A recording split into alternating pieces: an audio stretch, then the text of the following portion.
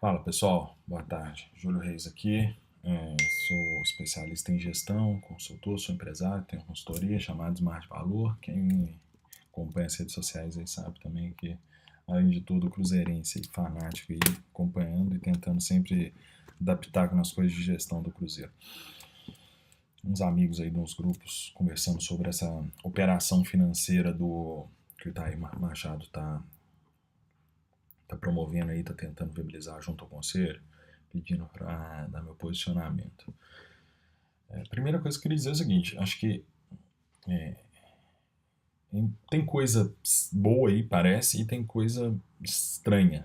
Eu acho que é importante, acho que as pessoas até hoje tá uma polaridade absurda no meio da torcida, onde tem gente que tem gente que é crítico incondicional, né? Tudo que o Otávio fizer, se fizer coisa boa vai estar ruim, se contratar um cara bom vai estar ruim. E tem os passadores de pano, né, os defensores incondicionais, né, que também tudo que o TAI faz está certo e qualquer crítica significa que você é aliado político de outra área. Então, a primeira coisa que tem que ficar claro é que o meu lado chama-se Cruzeiro, eu sou cruzeirense e estou fazendo uma análise técnica aqui. Bom, vamos lá.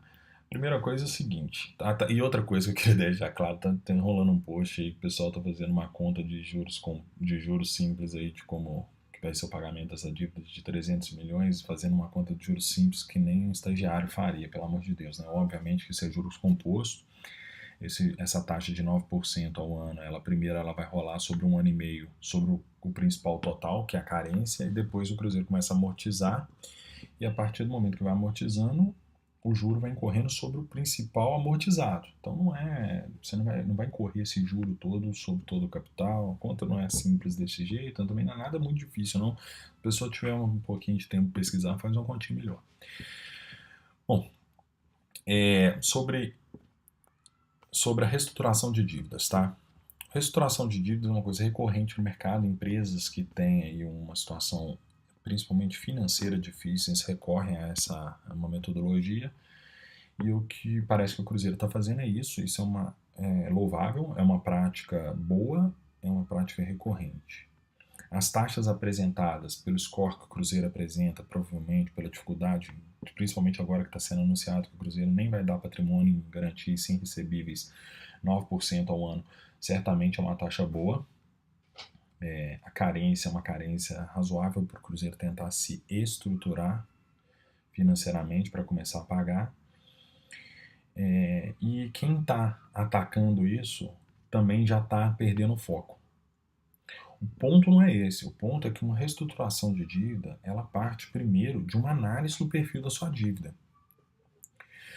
Primeiramente, você precisa entender, você tem uma classificação da sua dívida, você tem dívidas que são urgentes e não urgentes, no sentido de que podem trazer problemas para o clube, como penhora, como algumas penalidades de não participar de torneio, por exemplo, que eu estou vendo algumas dívidas da FIFA, alguma coisa assim, que elas já estão numa situação mais complicada, elas estão até difíceis de ser negociadas. E você tem também o perfil, aí você pode botar até num quadrante com 4 eixos, né?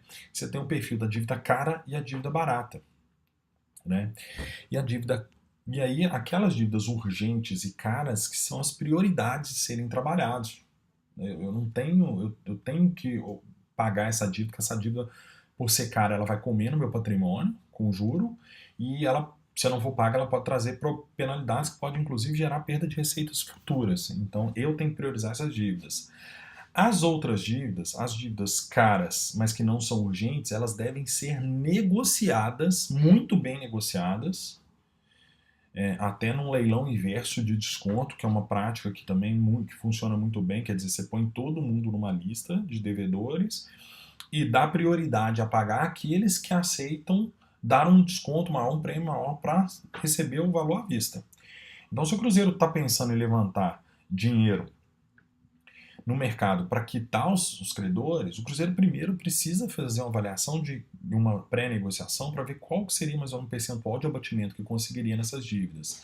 Aquelas outras dívidas que são urgentes e que têm um juro baixo, que está ali no outro quadrante aqui, elas teoricamente você tem uma dificuldade também de negociar, porque você está com menos poder de negociação, porque você vai sofrer uma penalidade em breve e a outra parte sabe disso, ela não vai ter muito interesse em negociar com você.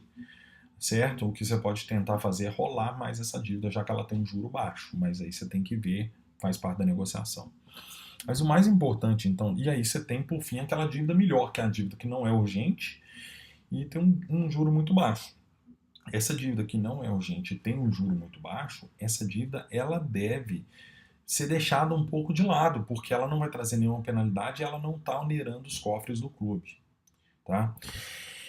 Então, gente, aí fica até a dica para quem realmente está monitorando muito em cima da gestão. O questionamento é o valor do empréstimo. Se o Cruzeiro tem 300 milhões de reais de dívida urgente, podre, para ser negociado, o Cruzeiro estava em estado de insolvência. Desculpa, impossível. Impossível. Nenhum time do Brasil, se você analisar o perfil, o Cruzeiro deve muito porque deve Profut, que é uma dívida escalonada, de longo prazo, que não é urgente, não é cara. O Cruzeiro deve dever alguns impostos, que deve ter prazo para renegociar. E deve ter alguns empréstimos bancários também com um maior prazo. Não pode o Cruzeiro ter um total de 400 e tantos dívidas e 300 dívidas ter que ser renegociada. Então, o questionamento tem que ser no valor. O valor é muito alto. O valor é muito alto. E aí, o que acontece? Dinheiro na mão e vendaval. Se o Cruzeiro está pegando esse dinheiro para quitar essas dívidas urgentes que são necessárias ser quitadas, centralizar essas dívidas, mas o Cruzeiro pegar e ficar com o dinheiro na mão, o Cruzeiro é perigoso o Cruzeiro gastar esse dinheiro e aí vai ter uma dificuldade muito grande de pagar essa dívida depois. Porque essa dívida, toda dívida, todo momento de crise é oportunidade. O Cruzeiro não adianta nada o Cruzeiro fazer uma reestruturação de dívida. Vamos supor que o Itaí faça um trabalho, o Cruzeiro faça isso que eu falei, falou, nossa, nós temos 50 milhões de dívidas realmente que a gente precisa e faça essa troca. Parabéns, porque realmente está trocando dívida podre, está trocando por penalidades por uma dívida saudável com carência para se estruturar. Mas para se estruturar, se o Cruzeiro não se estruturar, como é que vai pagar ela daqui a um ano e meio? Como é que vai começar a pagar? O Cruzeiro precisa gerar você vai pagar em 7 parcelas, vai ter que gerar, tem juros embutidos aí, vai no mínimo 50 milhões de caixa, 60 milhões de caixa por semestre, né? Para pagar essa dívida. Só tem capacidade? Tem, porque as receitas no futebol estão melhorando, o Cruzeiro tem feito receitas, se o Cruzeiro vender um jogador, paga isso e tal, mas precisa reestruturar. O Cruzeiro, eu não tenho informações privilegiadas, mas parece que o Cruzeiro tem uma estrutura organizacional caríssima. O Cruzeiro tem um número de diretores remunerados muito caros, uma estrutura do Barro Preto muito cara, que eu já até sugeri no plano de gestão que o Cruzeiro deveria transferir sua sede para uma das outras sedes que já existem e alugar aquele prédio comercial e fazer aquilo lá, transformar aquilo lá de despesa em receita, mas enfim, isso é assunto para outro bojo. O Cruzeiro precisa reestruturar suas dívidas, os seus gastos. Precisa otimizar as despesas. O dinheiro que o arrecada, o principal tem que ser para investir em futebol, porque isso se transforma em receita depois. Porque eu monto um time bom, ganho prêmio bom, ganho televisão bom, aumenta a torcida, aumenta a renda, aumenta sócio no futebol, aumenta a cota de patrocínio. Os prêmios para títulos hoje estão cada vez melhores, beneficiando a meritocracia.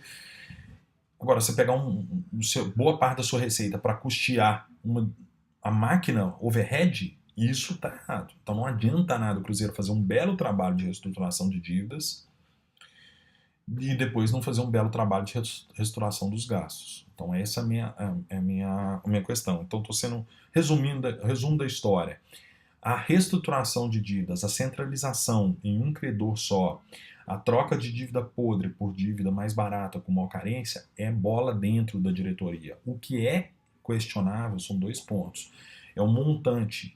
O montante que está se pegando não pode se abrir as pernas para os credores. O Cruzeiro pegando 300 milhões, o Cruzeiro está passando um recado claro para o mercado seguinte: não me deem desconto que eu vou levantar dinheiro para pagar todo mundo na vírgula. Todo mundo sabe que num trabalho de reestruturação de dívidas, a negociação funciona muito. Se o Cruzeiro tivesse 150 milhões de reais de dívida nesse perfil que precisa negociar, eu tenho certeza que com 70 a 100 milhões paga. Porque tem muito juro embutido que as pessoas abrem mão para poder receber primeiro. Você cria aquele leilão inverso que eu falei. Então, a crítica é ao montante que está sendo um absurdo, a uma não negociação prévia da dívida, sem levantar o dinheiro para depois negociar, aí você vai ter muito mais dificuldade de negociação com os credores. E 3, se não houver a reestruturação das despesas, daqui a pouco não paga essa dívida, tá tendo que levantar dinheiro para rolar a dívida. E aí mais dinheiro para rolar a dívida provavelmente vai levantar dinheiro no hot money, muito mais caro, e todo o efeito da economia que teve vai vir dobrado depois. Bom, gente, isso é uma crítica técnica, nada de política. Estou aberto a debater esse assunto com vocês. Eu vou postar isso aqui no meu Twitter, onde eu falo mais de futebol. E estou à disposição para qualquer dúvida. Cruzeiro sempre na frente de tudo aí, cara. Tomara aí, Deus, que a gente consiga fazer a melhor estratégia para a gente se manter na cabeça aí. Beleza? Um abraço. Valeu.